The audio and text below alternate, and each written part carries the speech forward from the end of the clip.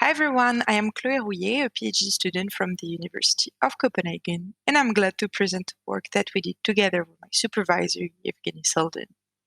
I will start by an introduction to place our problem setting in a more general context. I will then present our work and finally go into more details into some interesting part of our analysis. Let's start with the introduction. Multi-arm Bandits is a central framework for studying the exploration and exploitation trade-off. In the multi-arm Bandits game, a player repeatedly chooses actions, also known as arms, from a set of K arms, and then observes and suffers the loss of that arm. That loss can then be used to improve the future choices of arms, but also adds to the cumulative loss, which the player aims to minimize. We study a variation of the multi-arm bandits problem where the player is allowed to choose two arms at each round, which can be identical. Then the player blindly suffers the loss of one arm and observes without suffering the loss of the second one. We can see that this variation is a relaxation of the classic multi-arm bandits problem, and that in some setting, taking advantage of the decoupling of exploration and exploitation could potentially lead to tighter results. This problem setting has been studied by Avner et al. In 2012. However, there has been recent improvements in the analysis of multi-arm bandits that led the results of Avner et al. Not to be as competitive as they used to be. We consider the work of Zimmert and Seldin in 2019 that derived best of both worlds optimal bounds for the classic multi-arm bandits problem, and we extend their analysis to the problem of decoupled exploration and exploitation in multi-arm bandits. Before showing you the results we obtain, let's introduce the problem more formally. We consider a repeated game with K arms. We analyze the performance of the game until a time horizon t, but the learner is not aware of the value of t. At each round t of the game, the environment picks a loss vector such that the loss of each arm is in the 0-1 interval. Simultaneously, the learner picks an arm AT to exploit and an arm BT to explore. The two arms are allowed to be identical.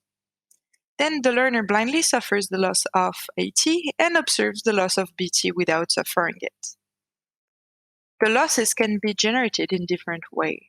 In this work, we consider the oblivious adversarial regime, in which the losses are generated arbitrarily, but do not depend on the actions taken by a forecaster, and we also consider the stochastically constrained adversarial regime. In this regime, the losses are drawn according to some distributions. Those distributions are allowed to change over time, as long as the suboptimality gaps remain constant. The suboptimality gaps are defined as a gap between the expected loss of one arm I and the expected loss of the best arm, denoted I star. Note that in the stochastic regime, we are in a special case of the stochastically constrained adversarial regime, where the expected loss are not changing over time. We measure the performance of forecasters in terms of pseudo-regret, which is defined as the difference between the expected cumulative loss of the forecaster and the minimum over the expected cumulative loss of each individual arm. This best arm is identified in hindsight. In the stochastically constrained adversarial setting, we can use the suboptimality gaps that we have defined earlier to redefine the pseudo-regret as the sum over t of the expected probability of picking suboptimal arm I at round t multiplied by the suboptimality gap delta I. Now we can introduce our algorithm. It is based on the Tsallis-INF forecaster presented by Zimmert and Seldin. First, in our algorithm, we construct the distribution PT.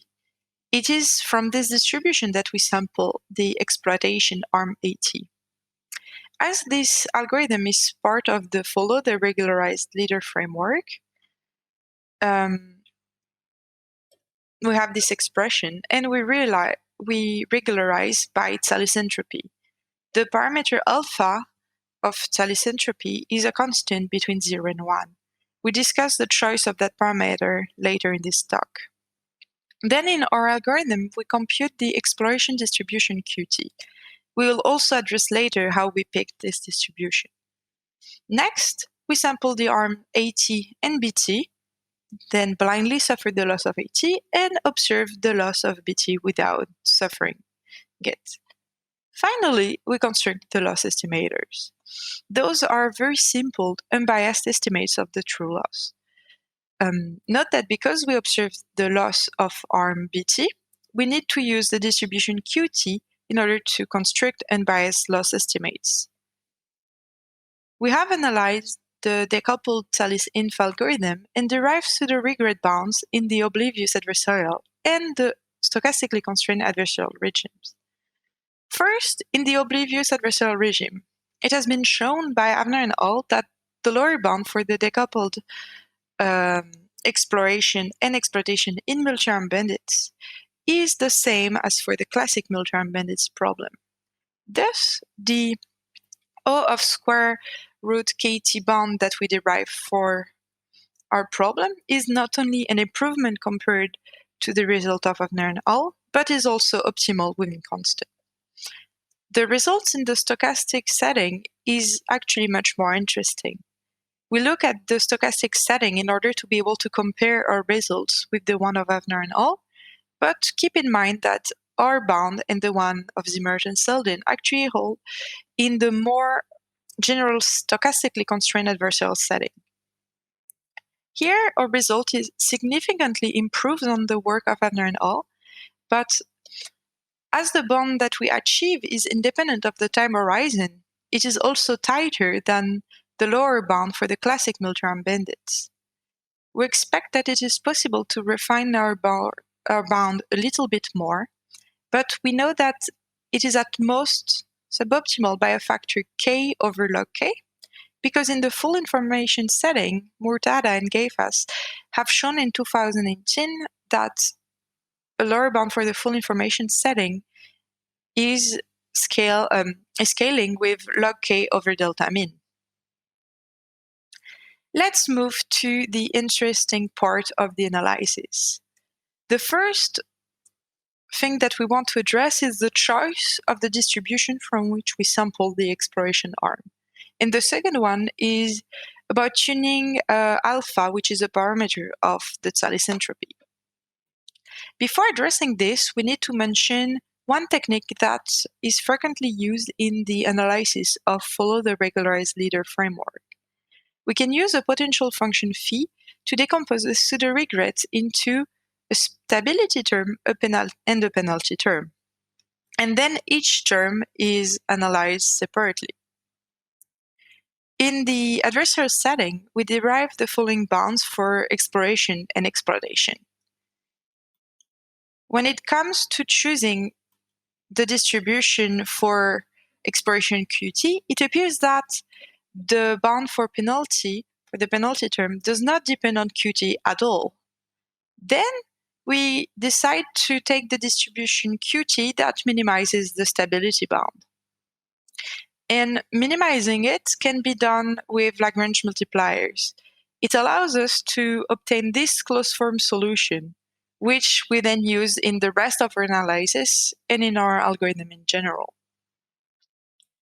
Now we want to discuss the tuning of the alpha parameter of the Tsallis entropy. Note that alpha takes values in the 0-1 interval, with 0 and 1 being excluded. In the work of Zimmert and Seldin, their bounds were optimized when picking alpha equals 1/2.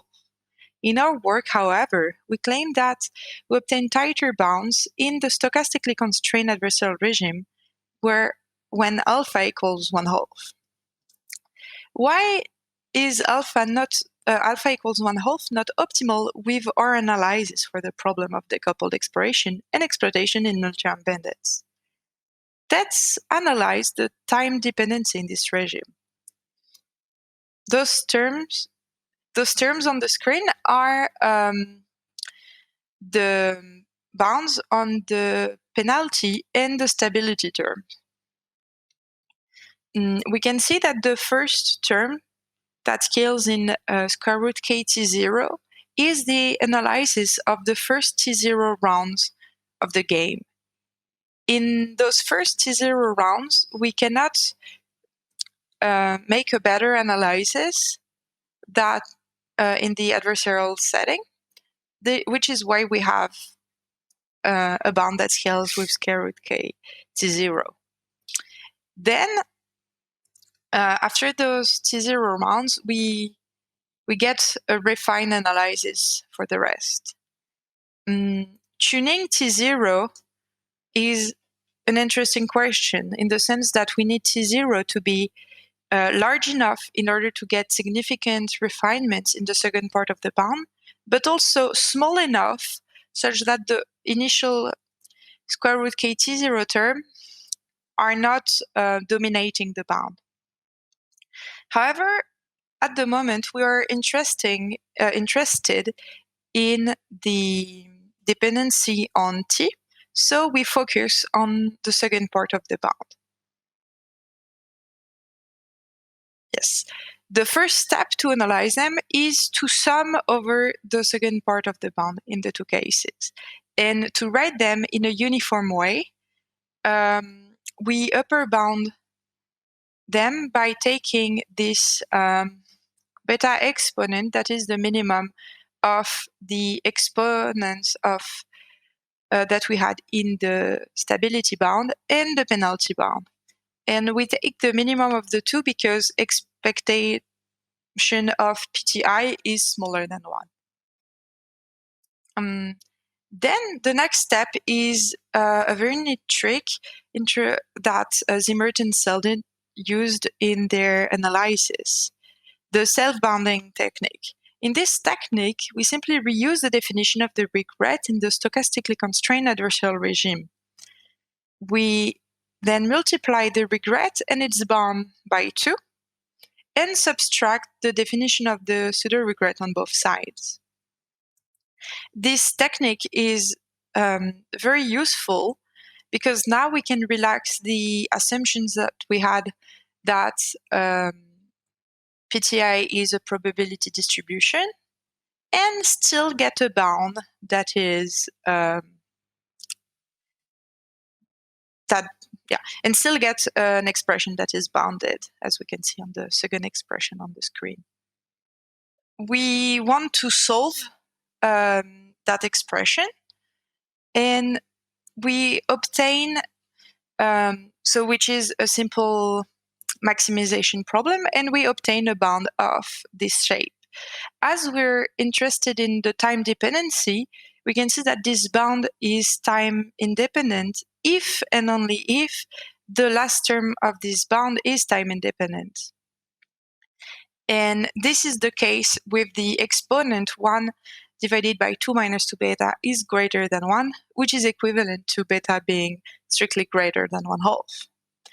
Now, if we recall the definition of beta that we took a few slides ago, we can see that we can achieve this time-independent bound when alpha is between 1/2 and 1.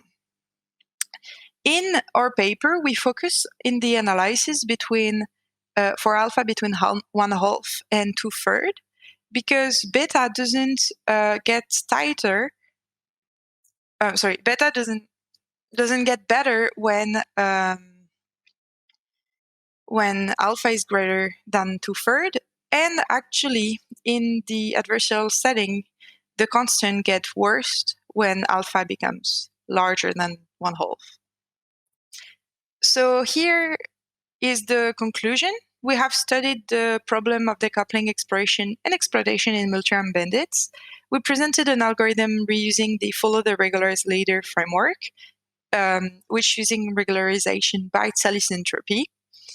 And we have shown that for some values of this Tsallis entropy, we can get significant improvements over previous results for this problem, including a time-independent bound in the stochastically constrained adversarial regime. Future plans for this work include studying the optimality of the stochastically constrained adversarial setting and extend our analysis to different problem settings, including the problem of prediction with limited advice, so problems where the forecaster is allowed to observe a subset of the loss vector at each round, because this problem is a generalization of the problem decoupling exploration and exploitation at each round. Thank you for your attention, and please find the references that we have used in this talk. Thank you.